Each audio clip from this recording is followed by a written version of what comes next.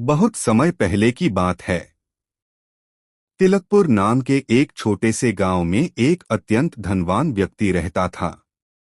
उसके घर में वैभव की कोई कमी नहीं थी।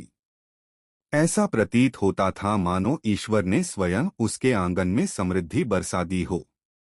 परंतु उस अपार धन से भी अधिक प्रिय उसे अपनी इकलौती बेटी चंद्रिका थी। उसकी सुंदरता की मिसाल पूरे गांव में दी जाती थी। उसके आगे गांव की सारी सुंदरियां फीकी लगती थीं। इसी गांव में एक युवक रहता था, नाम था रामू।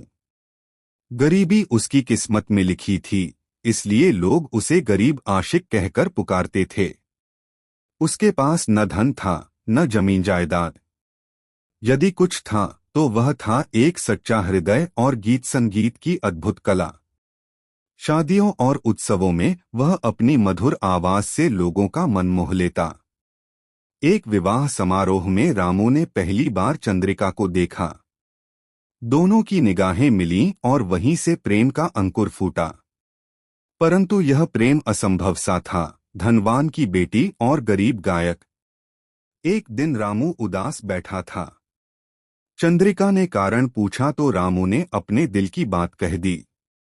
चंद्रिका ने उसे ढांढस बंधाया और कहा कि उसके पिता स्वयं उनकी शादी का भार उठाने को तैयार हो जाएंगे।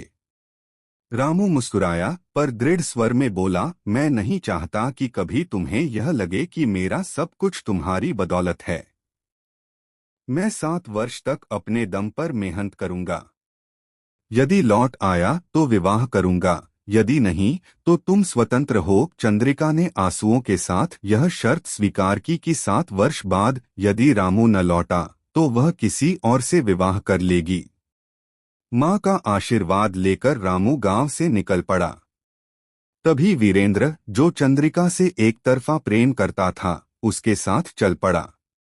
यात्रा के दौरान नदी के किनारे वीरेंद्र ने धोखा दिया। रामू के कपड़े लेकर वह गांव लौट गया और झूठ फैलाया कि रामू डूबकर मर गया। इस समाचार से रामू की मां शोक में अंधी हो गई, पर चंद्रिका ने विश्वास नहीं किया और 7 वर्ष तक प्रतीक्षा का संकल्प निभाया। उधर रामू भटकता हुआ अनेक नगरों में गाताब जाता प्रसिद्ध हो गया और अंततः लाफ नगर के राजा के दरबार तक पहुंचा। वैभव मिला, सम्मान मिला, पर प्रेम का वादा धुंधला पड़ने लगा। ठीक समय पर चंद्रिका ने अपनी सारंगी एक सौदागर के हाथों भिजवाई। जो भी उसे अपना कह सके वही उसका असली स्वामी होगा। सारंगी देखते ही रामू की स्मृतियां जाग उठीं।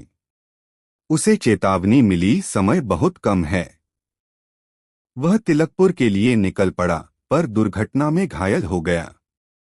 एक साधु ने उसकी जान बचाई और एक सिद्ध घोड़ा तथा चमत्कारी मिट्टी दी, जो अंधों को दृष्टि दे सकती थी।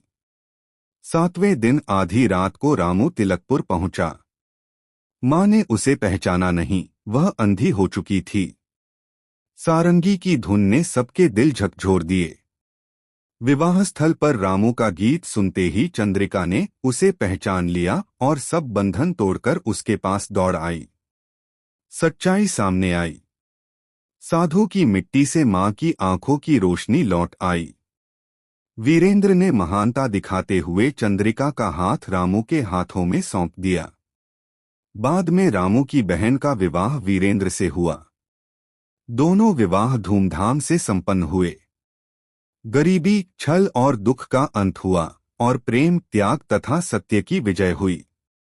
यही है रामू और चंद्रिका की अमर प्रेम कथा।